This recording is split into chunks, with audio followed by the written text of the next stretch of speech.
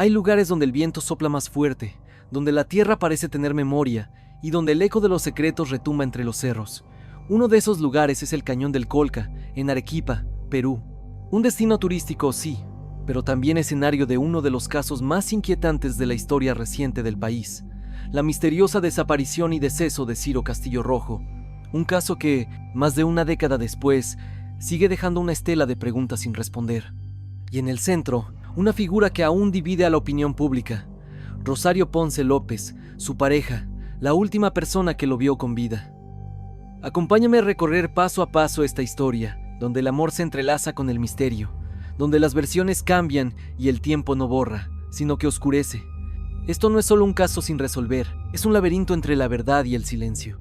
Ciro Castillo Rojo García tenía 26 años, estudiante de medicina en la Universidad Federico Villarreal, hijo de un médico reconocido, un joven deportista, solidario, de sonrisa amplia y ojos intensos. Su novia, Rosario Ponce López, 24 años, estudiante de ingeniería forestal en la Universidad Agraria La Molina, inteligente, decidida, amante de la naturaleza, dos jóvenes prometedores, dos futuros por delante. El 31 de marzo de 2011, ambos deciden emprender un viaje hacia el Cañón del Colca.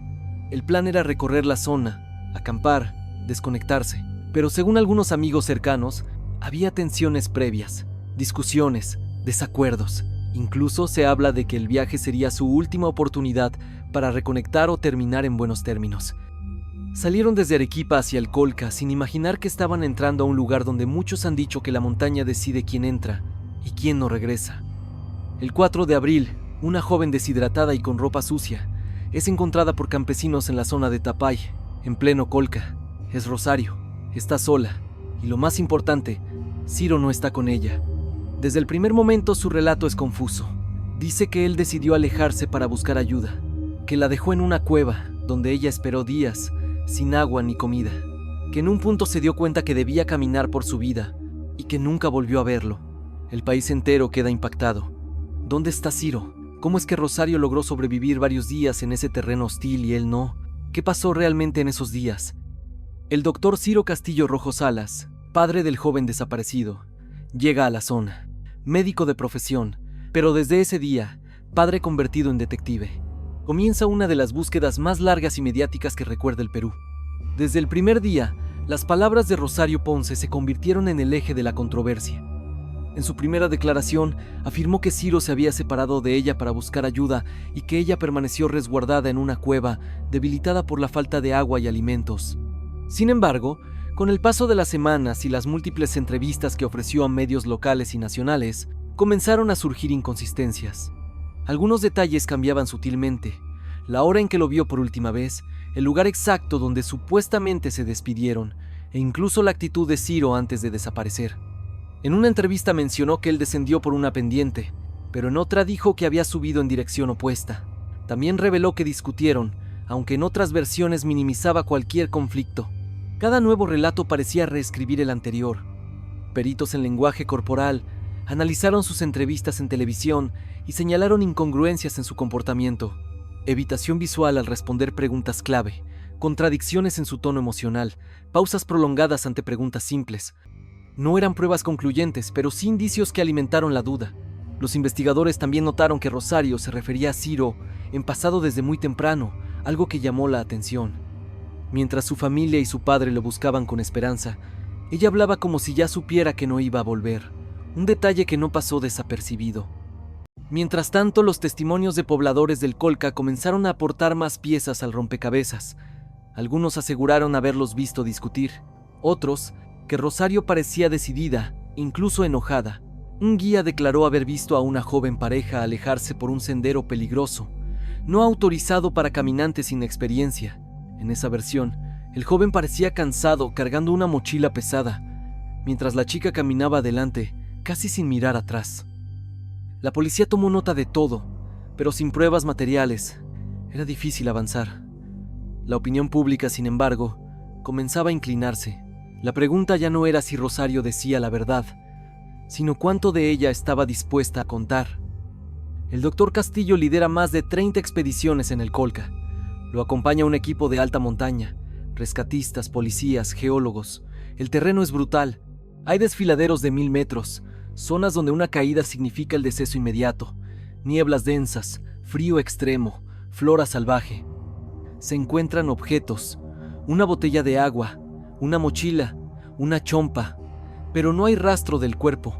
La esperanza de encontrarlo con vida se desvanece, pero la necesidad de saber la verdad crece. A medida que los días pasan, algunos miembros de las expediciones relatan fenómenos extraños. Radios que se apagan sin explicación, huellas que aparecen y desaparecen, zonas donde la brújula no funciona correctamente. La prensa comienza a hablar del misterio del Colca. En paralelo, Rosario se retira del ojo público. Ya no da entrevistas, se aísla. Algunos medios intentan contactarla, pero sin éxito.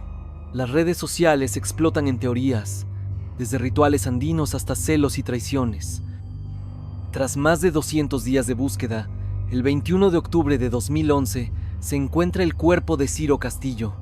Está en la zona de Bomboya, en posición boca arriba, con una pierna fracturada. El cuerpo está congelado, bien conservado, extrañamente bien conservado.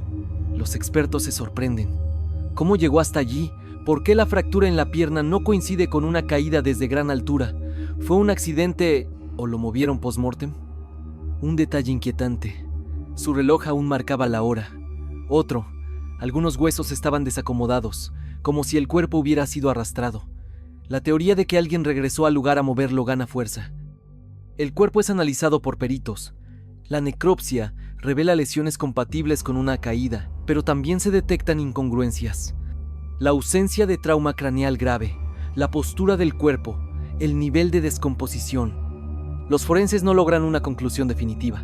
La fiscalía, presionada por la opinión pública, abre investigación formal contra Rosario por homicidio. Se revisan llamadas, correos, fotos. Se le cita varias veces. Rosario asiste, pero siempre con abogados. Siempre tranquila, siempre firme en su versión. En 2013 la fiscalía archiva el caso. No hay pruebas concluyentes del crimen. El país queda dividido. ¿Fue una decisión basada en evidencia o en falta de voluntad? El caso Castillo Ponce no solo fue una tragedia personal, fue un fenómeno social. Dividió familias, amigos, foros en línea. Algunos la llaman el deceso fuerte que sobrevivió a la montaña. Otros la acusan de fría, manipuladora, cómplice. Este caso expuso también las fallas del sistema judicial peruano, las debilidades forenses y la presión que pueden ejercer los medios sobre las investigaciones. Desde el cierre del caso, Rosario no ha vuelto a hablar del tema. Algunos afirman que cambió de identidad, otros que vive fuera del país. Hay quienes aseguran que escribió un libro bajo seudónimo. El doctor Ciro Castillo, por su parte, se convirtió en figura pública. Dio conferencias, se presentó a cargos políticos, escribió sobre el caso. Pero jamás dejó de repetir: la montaña no mató a mi hijo, el silencio sí. El hallazgo del cuerpo de Ciro no cerró el caso, lo abrió de otra manera. Desde entonces, múltiples teorías han intentado explicar lo que ocurrió en aquellos días, entre su desaparición y su hallazgo, más de 6 meses después. Algunas versiones son racionales, otras rozan lo fantástico. Todas reflejan un deseo colectivo de llenar los vacíos que la justicia no pudo resolver. La teoría del accidente sostiene que Ciro, desorientado o en busca de ayuda, cayó por una pendiente, se fracturó la pierna y falleció de hipotermia. Pero esta versión se enfrenta a preguntas complejas. ¿Por qué su cuerpo estaba tan bien conservado? ¿Cómo sobrevivió tantos días Rosario sin provisiones? ¿Por qué no pidió ayuda antes? La teoría del encubrimiento plantea que pudo haber una caída, pero no accidental, o que alguien más estaba involucrado. Se habla de una discusión que terminó mal, de un deceso no planificado y de un intento desesperado por ocultar lo ocurrido. La posición del cuerpo, los objetos hallados y las fracturas incompatibles con una caída simple alimentan esta hipótesis. Otros apuntan al homicidio deliberado, una pelea, un empujón o incluso la intervención de terceros, pero nunca se encontraron huellas, restos genéticos ni testigos que confirmaran esta versión. Finalmente, hay quienes creen que la verdad nunca saldrá a la luz, que el tiempo ha borrado las huellas y que los silencios de Rosario, de las autoridades, incluso de algunos testigos son tan poderosos como cualquier evidencia. El caso Castillo Ponce permanece como una herida abierta en la memoria colectiva peruana. Más que una historia policial, es ya una leyenda moderna. El Colca no solo fue el escenario de un misterio, sino el espejo de una sociedad que sigue preguntándose: ¿cuánto vale una verdad cuando nadie está dispuesto a decirla? El cañón del Colca permanece, silencioso, imponente, como un testigo que lo vio todo, pero no dice nada. Ciro Castillo partió, en busca de una aventura, tal vez en busca de respuestas personales. Lo que encontró fue el deceso. Rosario regresó sola, con una historia a medias, con vacíos que jamás se llenaron. Este caso no es solo un misterio sin resolver, es una advertencia, es un espejo donde se reflejan nuestras propias dudas, porque, a veces, los peligros no están en el abismo, sino al lado de quien caminamos. A veces la verdad se oculta en los silencios, en las omisiones, en los detalles que no se dicen, pero que gritan. Y recuerda, si algún día decides escalar una montaña con alguien, asegúrate de conocer bien con quién subes, porque no todos los acompañantes están destinados a regresar contigo.